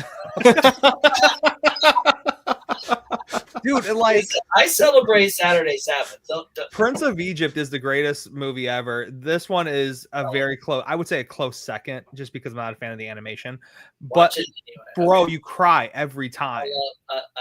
Honestly, Eric, you and I need to talk. I am loving tonight. But kind of what Brad says, you know, going back on topic, it is such a beautiful sign, because I do feel like, because the Jewish people do have a spot, right, where Paul even talks about, you know, ones who are part of the original tree, the nations will be grafted into like a wild olive branch, but there will be that time when they see Messiah ben David, and it will be revealed that I'm also Messiah ben Joseph, and just seeing that, I think a lot of Jews will end up saying, I see it now, right? It's that aha moment. It's that light bulb going off where now it makes sense. You know? Paul even says, don't think that they can't be grafted back in. Mm-hmm. Right. Well, and when you think about it, in terms of reconciliation with the Father, right, I would even dare say more so, because Judah has always stood apart. Even in the narrative of Joseph, Judah stands apart from his brothers, right? Yeah. And yet you expect him to be the one that's the firstborn after Reuben, and then it's Joseph, and you're like, what? Right. There's just some weird like ways of standing apart that you don't expect even. and Judah stands apart, and there's his name is Rav Dror. He's got just a fascinating philosophy on that, because he uses this story and he explains, right, we all understand the 10 lost tribes, right? Those are the ones who severed themselves from the covenant, really. Those are the ones who really need reconciliation with the Father, and they've kind of been enveloped into the nations. And so in Christianity, bringing repentance, that's a partial fulfillment. One could derive, but Rav Dror, his whole idea, and it's fascinating. I would love to see how this fleshes itself out in the future. Is he in one lesson explained this, right? He said Judah is the one who said, "I cannot return to my father without this child with me, without the boy with me, without my sibling with me." Right? I can't return to the Father with him. And then he looks at this congregation and he's like, you all claim to be Judah, right? Judah, the lion. And he's like, your siblings are out there, right? The 10 lost tribes, they're out there. Like, how dare you presume to be in a position to return to the Father without your sibling with you? Right? He's really got a heart for the Gentile world in that aspect, and I don't know what his ultimate goal is, but when he said that, it just struck me. It's like, okay, no, so there are Jews even within Orthodoxy who understand this principle, right? That the 10 tribes are out among the nations, right? They're out there somewhere, and that they can't return to the Father without them, right? That there does need to be a reconciliation with the Father on the part of those 10 tribes. And I think, again, if we're figuring in the typology of Yeshua and Joseph, that this dynamic actually still fits in. Yeah. And this is something that conversations between Judah and Joseph facilitated in particular. Well, I still listen to Rabbi Gordon every morning from tlmud, and one thing that he has said, I believe it was him. So if someone out there hears this and I have misquoted, I apologize. But is that he has said that the one thing about Christianity is that Jesus brought monotheism to the world, right? More than any other Jew. Accepting that the Trinity is okay for Gentiles. That the Tosefta actually does say, and I love that because it's true. Now there's this really cool dynamic that Rabbi Gordon mentioned, and he said of the 3 Abrahamic religions, Judaism, Christianity, and Islam, Christianity and Judaism's goal, and Josh, this is one of the things that I think, if I understand Orthodox eschatology correctly, which I don't know a lot about, but I think this is where you guys land, is on what I would call the correct side of this. Is he said Christianity and Islam, their goal is to get to heaven. The goal of Judaism is to bring heaven down, and I think that's where Orthodox kind of lands. And I know, there's definitely like a sense of like first resurrection, second resurrection idea in Orthodoxy, overlap, where you have people in spirit in the presence of God and looking forward to the bodily resurrection and the all of that kind of stuff in there. Yeah. And so I loved that, because that's what I always believed was like, we're supposed to be living this here and not looking forward to this weird angelic, like,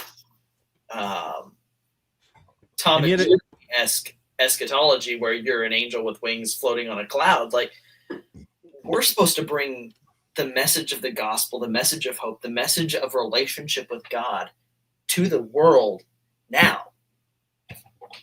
And that's what Judaism's about. That's what the teachings of Christ is about. That's what so many, and honestly, what PSA gets wrong, not to bring this back to that, is that we always come back to it. It's about getting out of hell. No, it's not. It's about hope now. It's about living a better life now. It's about freedom from sin and from the enslavement of sin from Egypt, from these things. Now we can have that. That's what Christ the victor is. It's about the conquering of sin and death. It's the fact that we're not slaves to sin. And part of that becomes being free from the fear of death too. Correct. To the point where a better life now can also still include things like being martyred.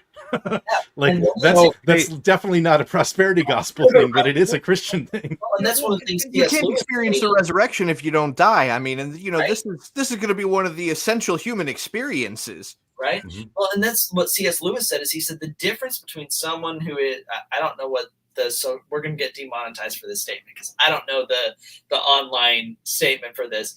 But he said the difference between someone who is suicidal and someone who is an adrenaline junkie, right? When we talk about laying down your life and finding it, is he said that the person who is suicidal is dead to everything. He kills himself to everything.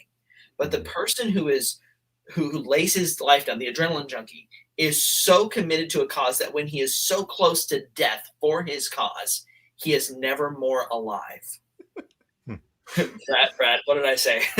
Just you brought up Rabbi Foreman and now this topic, and I can't get out of my head ever something that he once pointed out, and it's one of those areas where like Jewish wisdom is like, man, how could it really just be that simple? He's like somebody who is suicidal, they think to themselves, oh, I don't matter at all, I got to kill myself, and he's like, well, like, you don't matter at all, why would you kill yourself? Like, you're not that important. Right? Wow, that's turning it in a different direction. Wow, boy. Total abandonment. Which, I mean, it kind of reminds me of people that are militant atheists, right? It's like, if you don't believe God exists, then why do you care? Right. Why are you this passionate about that? That is kind of interesting. But how do you hate something that doesn't exist? So, wow. Jeremy, because you guys brought up PSA, I'm just curious, real quick, to Jeremy and Josh, what's worse, someone who has the beliefs of PSA, or someone who has the beliefs of a Unitarian?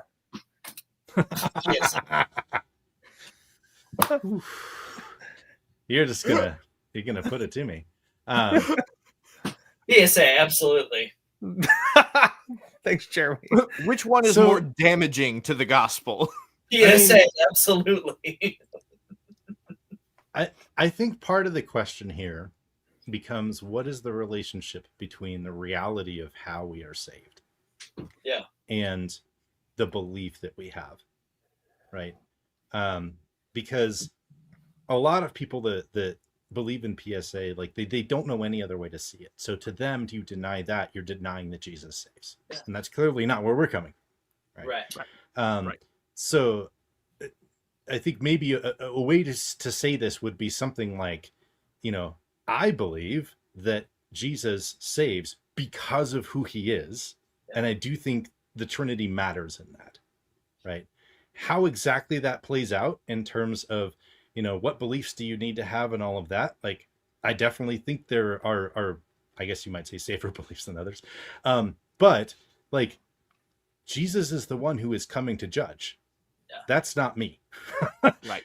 So like, I'm just not in a position where I tend to try to say like, this is what's happening to you if you believe this and you believe this and you believe this. Now, the church says a lot of things very strongly, right? And I'm not disagreeing with those.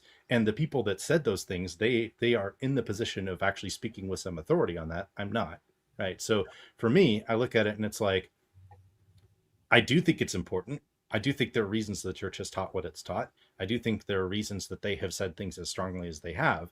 But, again, at the end of the day, like, Jesus is the one who saves, and Jesus is the one who will judge. And how exactly all of that plays out for any individual person, like, I'm really glad I don't have to be the one to figure that out.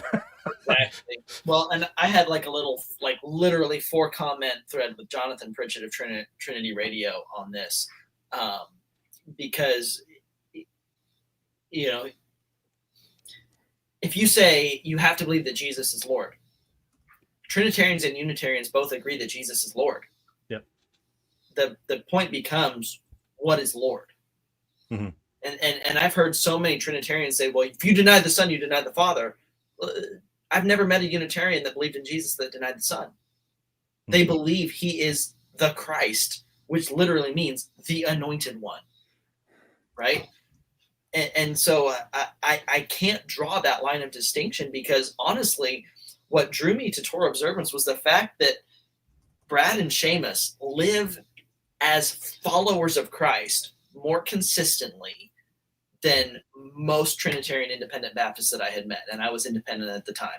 I'm not now, but well, that is a particular niche. So it's very particular. That was the exposure that I had, right? Josh, I'm sorry. You were a heretic. Okay. You also probably believe in works salvation. Oh, of course. Yeah. Let's just bring that straight to that. Let's bring that rubric and just blitz everything with it. Right. As I said in the private chat, Jack Hyles is the fourth member of the Trinity. Okay. I disagree. That's the world I grew up in. So, but I'm like 4 or 3. What? Okay. But to see these people come along and say, well, if you're going to be his disciple, as John said, you should walk as he walked. He was this, so I am this. And to see that, I've heard so many people say, well, Jesus could do that because he's God. And the message of the apostolic writings, the New Testament, is this: be like Jesus. Yeah. Well, right? John literally says, the works he did, you will do also, and greater, because I go to the Father. So there's not one thing that Christ did, to my knowledge, in Scripture, according to the New Testament, that we can't do through our relationship with the Father, through reliance on the Holy Spirit, right? So to me, when I saw these guys sitting here saying, well, Jesus did that, so I do that. Well, Jesus did that, so I do that. I was like, that's the most biblical form of Christianity I've ever seen in my life. And yet I have other people who say, well, we can't do that. We can't do what Christ did because he's God. I'm like, so that's not what the Gospels teach. We are getting a little off topic, as someone said in the private chat. I will say, I do think there is a bridge right there to look at and say, maybe this could actually connect the two. Yeah. What do you do with Peter walking on water? Right, because he walks on water because he has faith in Christ, because he is looking to Jesus. So there's a sense in which something about who Jesus is can enable people to do things that are more than human. Yeah. Right. And yet Peter also has fear, and then he's like sinking, right. So there's definitely, to me, a tether there of Jesus being the one who is the bridge. And from an Eastern Orthodox perspective, from a kind of Orthodox, broader little o Orthodox Christian perspective, you have a sense of that Jesus being the bridge because of who he is, because he unites the divine and human nature, that is an ontological bridge and not just something like PSA that pays the penalty or something like that. So they're just different ways of looking at that. And that to me is where you could start to get into saying some of the same kinds of things that you're saying, where it's like, yes, we can do the same things, but how, why, right? And that would be more the Eastern Orthodox answer, or the little o Orthodox Christian answer, versus what you're saying from a Unitarian perspective. So just interesting to kind of tease that out. I'll throw that out there. That could be a bridge back. We can talk about that at some point. In fact, well, I'm not going to get into spoilers. We'll talk about that later. But Brad and I had an idea for another episode that I think you'll love. Another bridge between the topics, right? Because I think it would be awesome to have this discourse on Christology in another biblical lenses conversation.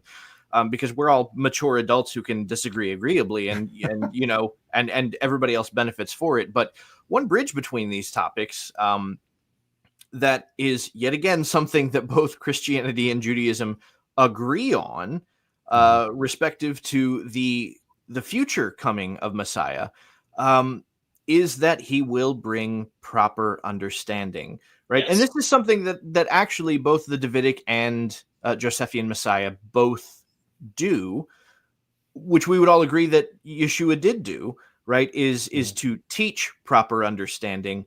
The Davidic Messiah will not just teach, though, he will enforce proper understanding, and that I think is one thing that will be a difference. And so this is one of those areas in Judaism. They all have a little bit of a different minhag. They all observe the halakha in slightly different ways, and maybe there's a little bit of disagreement, but they don't really condemn one another on the basis of these disagreements, because they understand, and their understanding is that when Messiah comes, look, he's going to clarify all of this.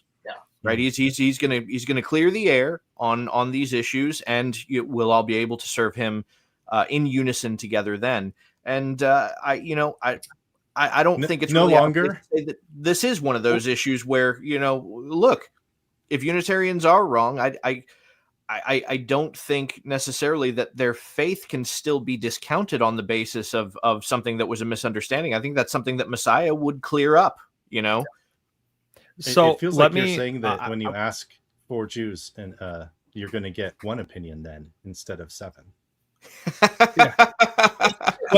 So I want to what Brad said, because that's one of my favorites. So this is from the middrash. Oh shoot, I'm going to pronounce it wrong. Tanhuma. Yeah. That's actually a really beautiful. I don't have the exact quote in front of me right here, but it says something along the lines of Rabbi so and so says that when the Messiah comes, he will come with the Torah of the Messiah, right? And one of the rabbis then said regarding that, it's not that he comes with a brand new Torah, right? Not that he will abolish it, but when it says that he will come with his Torah, he will come and explain the Torah in such great detail. He'll explain the white spaces in between the black letters. So I think even going back to Joshua, kind of what you said, how you look at Daniel 7, 13 to 15, like already happening, right? Like I think, and Brad, Jeremy, you guys might agree with me on this. I think we've seen a shadow of what is mentioned in Midrash Tanhuma already happen. When he came, he was already explaining the law, where he said, you've heard it said, don't commit adultery. But I say, if you look at someone with lust, you've committed adultery. You said, you've heard it say not to murder. But I say, if you hate your brother, you've already committed murder. Right? He's already but he was contradicting the Torah there, right? Because he's saying, you've heard it said this, and I say that. Here we go.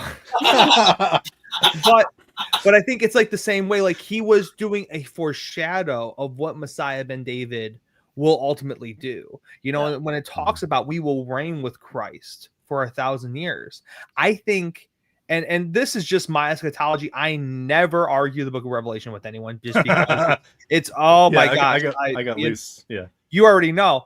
But it's interesting because I interpret 1,000 years to be literal, right? So if we're with the Messiah ben David for 1,000 years, and remember, 1,000 years is a day to God, you can make the statement that no one has actually lived a day with God. Because you look at, was it Methuselah was 969? I think that was the oldest, right? So you can make that statement that no one has lived a day with God. But here we will live with Messiah.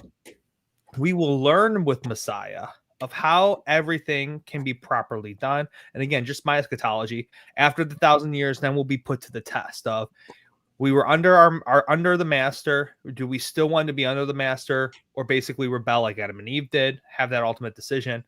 But still, that role that is being played out, and how you can draw the conclusions to that, to even Matthew chapter 5, of what the rabbis have said regarding that. It's just beautiful, mind-blowing. Yeah. That's awesome. I love it. So thinking about the topic, right? Okay, what you got? We're probably moving towards wrapping it up. Yeah. Right? We need to. Yeah. We're way long. I know. Well, so I think it'd be interesting to bring up, because this is something that's Ronan Torah was bringing up a lot of the passages from Torah and from the Tanakh that people see some precedent for Messiah ben Joseph, and even though it's definitely more distant or inferred or whatever, it's probably worth at least just reading a couple of those for people, just so they can have an idea of where maybe this idea could have actually started, and then start to see some progression through. So I was just thinking of Genesis 49, and then in Deuteronomy you have Moses also giving a blessing of Joseph. So could this idea have started here? David Mitchell argues that it did. The blessing that you get for Joseph is a fruitful shoot, or son is Joseph, a fruitful shoot upon a spring, whose branches run over the wall. They attacked him and shot at him. They hated him, the bowman. But his bow remained steady, and the arms of his hands became supple from the hands of the might of Jacob. From thence, a shepherd, a rock of Israel, from the God of your father, who shall help you, and from Shaddai, who shall bless you, with blessings of heaven above, blessings of the deep that crouches below, blessings of the breasts and the womb. The blessings of your father are mightier than the blessings of my progenitors to the limits of the eternal hills. Let them be upon the head of Joseph and on the crown of the head of the Nazir, the prince of his brothers. Right. So you have this idea of like a shepherd, a rock, like that's kingly language that connects into Deuteronomy 32 and language that is used of Hashem. Right. And so there's a lot of these kind of ideas that start to kind of point you at like, this seems to be, talking of blessing that is, for a prince, for a coming king, for a hero, if you will. And then you get into Moses, and he adds some interesting bits as well to some of the expectations for this. And he says, and of Joseph, he said, blessed of the eternal be his land, from the treasures of heaven, from the dew, and from the deep that crouches below, and from the treasures brought forth by the sun, and from the treasures put forth by the moons, and from the chief things of the ancient mountains, and from the treasures of the eternal hills, and from the treasures of earth and its fullness, and the favor of the one who dwelt in the bush. Let it come upon the head of Joseph, and on the crown of the head of the Nazir of his brothers. So you have a lot of kind of the same language there. And then he says, the firstborn of his shore is his, Joseph's, majesty, and the horns of a ram are his horns. With them he shall gore the peoples, all as one, even to the ends of the earth. And these are the 10,000s of Ephraim, and these are the 10,000s of Manasseh. That's from Deuteronomy 33. Nice. The argument that David Mitchell makes in this book is that if you look at the shore and the ram, you essentially have a firstborn white bull that is born destined to be sacrificed, right? And he says a violent death or sacrifice, and I'm like, you're missing some of the stuff because you're importing PSA, but whatever. But you have this idea of that's the kind of animal we're talking about, right? Yeah. But then when you have the rem is more the aurochs, the wild ox, the one that cannot be contained, cannot be ruled, that has a kind of power and sovereignty that just goes beyond kind of what we generally understand. And part of his question is then looking at it and saying, like, what happens if you start to look at this and say, could this actually be fulfilled in one person? Yeah. Right. Then you have this idea of the one born to be sacrificed who actually then rules. Right. Yes. And he ties it into even some of the coins that we have from at least illustrations of coins from the era of Joshua, and this I think is like rabbinic stuff. So it's like the ideas there. I don't know that we actually have the coins, but they're looking at it and saying the symbolism here of this is the both of these bowls, yeah. Right? And what if those are essentially connected together? And then he follows it through in the prophets and the Psalms and starts to go into rabbinic writings and the church fathers and the New Testament and all of that, and saying, it seems like there's an expectation of a coming hero, a coming king, that, we do have this kind of dying and rising idea that's a little bit there. If you really look into the typology with the animals and the animal apocalypse and 1 Enoch 90 and some other things, what if you have that there, and then we start to trace it forward and go like, wow, like this could be the beginning of the idea. And it does seem like this isn't about Joseph, because it's looking forward to his, people from his generations. And then you also have the sense of Joshua is of Joseph in that line. And he seems to fulfill some of this, but he doesn't rule all the nations. Like there's a limit to what he's doing. Mm-hmm. What if there is someone bigger that we're supposed to expect that is going to do all of those things, that is going to actually fulfill this blessing of Joseph? And how do you then connect that into some of the other things that happen in Scripture, where you even see things like in Psalm 1 and 2, there are things that are very obviously Davidic Messiah oriented, and other things that are actually seem a lot like Josephite Messiah oriented when you understand this concept. What if you start to have that pulled together? And you mentioned earlier, I think that's essentially what Ezekiel is doing with the two sticks prophecy. I think he's speaking to not only the coming together of the tribes, but the reunification of the tribes is happening because of the reunification of the two messianic roles in the Messiah, in the one person. And that he is the one who brings about the reunification of the tribes. And that to me is just like amazing. Yes. And then you start to kind of go like, wow. And you start searching through all these things and looking at these pictures and start seeing like, there's just a whole lot more to this than the story you learn in Sunday school on the felt board. So I just wanted to kind of connect into some of the earlier origins of the idea, at least to some people, to say, it does seem like this comes from somewhere. Yep. And maybe this is some of the beginning, just to give people a place to start. I love it. And we will include, I'll go back and edit the description of this later.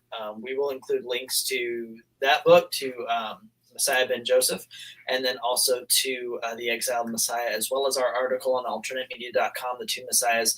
Before we go, gentlemen, we do need to wrap this up because Brad and I still have to go to the after part. If you are a paid subscriber, please come join us. We had one question from Eric, and we're going to pose it to Joshua first, and then we'll go forward. Joshua, who is your favorite church father? Oh man. Can I say mine first just to get a reaction from Josh? Yes, do please. Origin, Origin and Novation, the greatest church fathers of all time. My understanding is the Eastern Orthodox Church loves Origin. It's the Catholics. He's the greatest.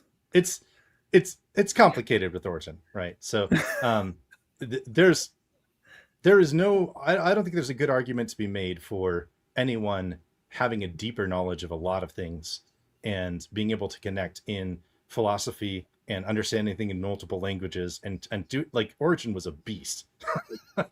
He knew a lot of stuff, and there's a lot there. Obviously some issues that some people have, and some of that came into church councils and things, but yeah, it's hard to argue with how amazing he was and with his work in general. I think for me, it's really hard. I tend to walk this line. Like, I actually thought about who to take on as a patron saint becoming Orthodox, because converting into it, you do that. And I ended up just sticking with Joshua because Joshua is a saint in the Orthodox Church, Prophet Joshua, right? And my priest was like, he's already been praying for you your whole life. You might as well like stay there. Like, this is a good patron saint. But for me, I think if I were choosing a church father, it would probably end up being either Irenaeus or Athanasius. And you can see where each of those trajectories goes, because Irenaeus ties into so much of this stuff. You look into the way that he understood, who was showing up to Israel in the Old Testament, right? And tying into a lot of these things. He has a lot of really neat things. He had a lot of things where he was fighting with various groups of Gnostic heretics and pushing back on a lot of things where people were basically trying to say, like, oh, Jesus just looked like he was human. He wasn't really, which is so funny because it's the opposite of what we think. Usually it's like, oh no, he couldn't from a modern perspective, he couldn't possibly have been God, right? From a Unitarian perspective, you're kind of taking that similar viewpoint, but differently. But they were arguing about whether he was even human. So it's just like a completely different thing. And then Athanasius, obviously, on the incarnation is huge. And especially in understanding things like atonement, like it's really hard to walk away from that book and think like PSA is the only thing I need. There's so much there. Brad, do you have a favorite? I don't know if I could say favorite, but the one that I probably see the most commonality with would be Polycarp. Solid. That's I was gonna say you would probably say Polycarp. Yeah, Josh, I honestly thought you were gonna say either Tertullian or Irenaeus. So I was kind of shocked by yours. Yeah. Nice. Well, what can I be if not shocking? So I love love it. Which, okay, so this is hilarious. Total side note, but today, in the service, one of the readings was on the prophet Elijah, and talking about who he is and some of what he did. And so our priest was asking us, and he's asking mostly the kids, right? And of course, I have to lean over in the middle of the service and just kind of say to my daughter, like, I'm pooping. Because of the whole thing where Elijah's just like, maybe he's taking a nap, maybe he's relieving himself. And so that's a joke that my kids have taken on from just how amazing Elijah was in his insults to pagan gods and their boy was a troll. Oh, yeah. That whole commentary is one of my favorites. Yes. Oh, yes. Yeah, it's between that and like the middrash about Abraham with Nimrod. Like those two are like just the level of troll in both of those is just hilarious. Well, especially when Christians are like, we have to be proper, and I'm like, but the Bible's not. The Bible's it literally says Saul went into a cave. Like, my daughter just went through that story, and her words were to relieve himself. And I was like, yeah, he's taking a dump. And that whole diatribe of Elijah, I absolutely love it. So, gentlemen, this has been absolutely epic. We've gone almost an hour longer than we're supposed to. So much. And what an incredible topic. This one for me, Josh, I'm glad you have such an interest in it, because like this has been one, I think, from the first episode we did on renovating faith of this. As soon as we follow up, you're like, I would love to talk about that. That would be awesome. And so I've been looking forward to this. It's such a cool thing that I think if Christianity could get a hold of it, would be so transformative in our faith, and which is really why we do this. We talk about the different lenses that affect our understanding of Scripture, and to understand the nature of the two comings of Christ. From our perspective, believing that he was Mashiach ben Yosef, that he will be Mashiach ben David, and how everything that he did points to this need of reconciling not just Israel, but even as it's spoken of in the prophets, that he will reconcile the nations, that all of the world. And I love, one of the things I've seen, not just from you, but from several Eastern Orthodox people, is this reconciliation of the cosmos, that all of creation will come back to him and be reconciled to him. And it's so beautiful. It's wonderful. And I would close by just saying, may he return speedily in our days. Amen. And as is a prayer that's prayed, I think, daily by Jews, that he would come. And I know we long for that day when our faith becomes sight.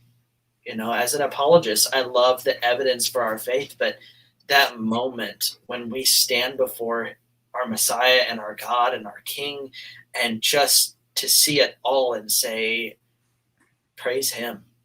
And, to him is due glory and honor and dominion. It's going to be an incredible moment.